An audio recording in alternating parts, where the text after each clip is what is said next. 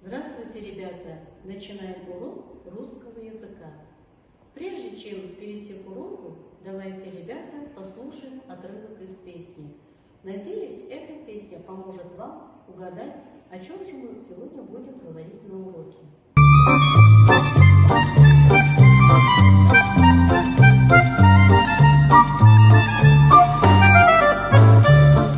Дружба крепкая не сломается, не расклеится от дождей и вьюг.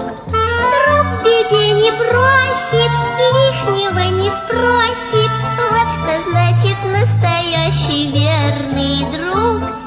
Друг в беде не бросит, лишнего не спросит. Вот что значит настоящий верный друг. Наверное, вы догадались, что сегодня мы будем говорить о дружбе.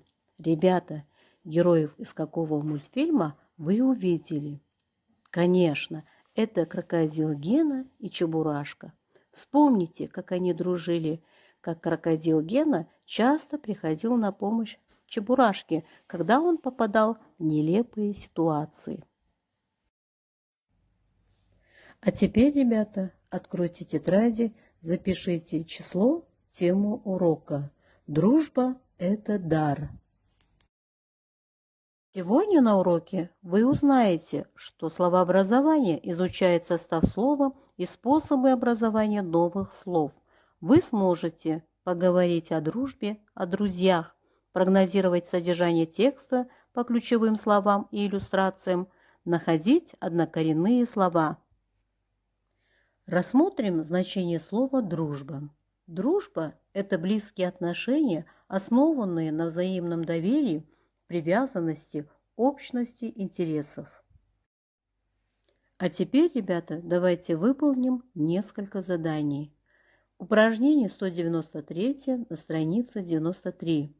Прочитайте предложение, сравните выделенные слова, почему такие слова называются родственными. Каждому человеку нужен друг или подруга.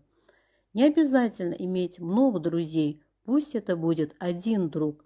Главное в дружбе – верность и готовность прийти на помощь. Здесь, ребята, выделенные слова «друг», «подруга», «дружба». Слово «подруга» образовалось от слова «друг» с помощью приставки «по». Слово «дружба» образовалось с помощью суффикса «б». Все эти слова являются однокоренными или же родственными, потому что имеют общий корень «друг». Корень слова – это главная общая часть родственных слов, в которой заключено их основное значение. Раздел науки о языке, который изучает строение слов, называется словообразованием. А теперь, ребята, внимательно послушайте сказку «Ежик и звездочка».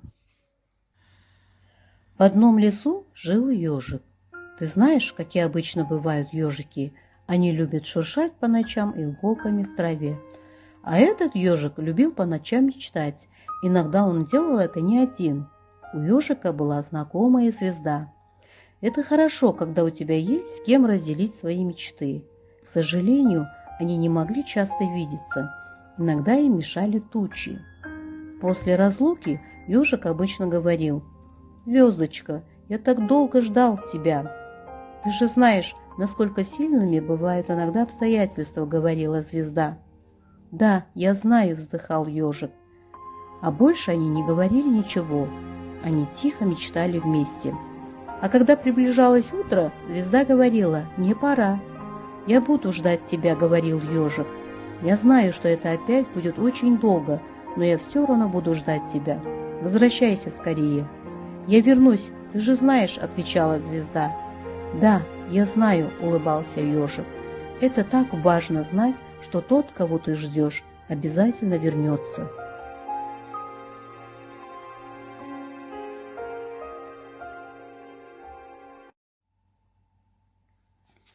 Ребята, я надеюсь, вы внимательно послушали сказку.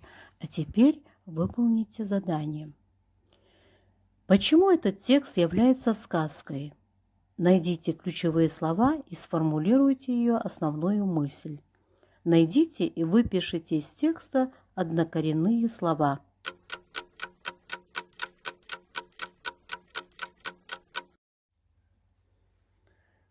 Проверяем.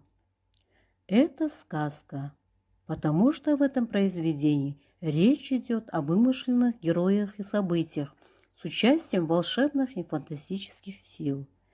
Ключевые словосочетания делал не один, делить свои мечты, мечтали вместе, ждали друг друга. Основная мысль текста о дружбе двух героев. Однокоренные слова «звезда», «звездочка». Слово «звездочка» образовалось от слова «звезда» с помощью суффикса «очек».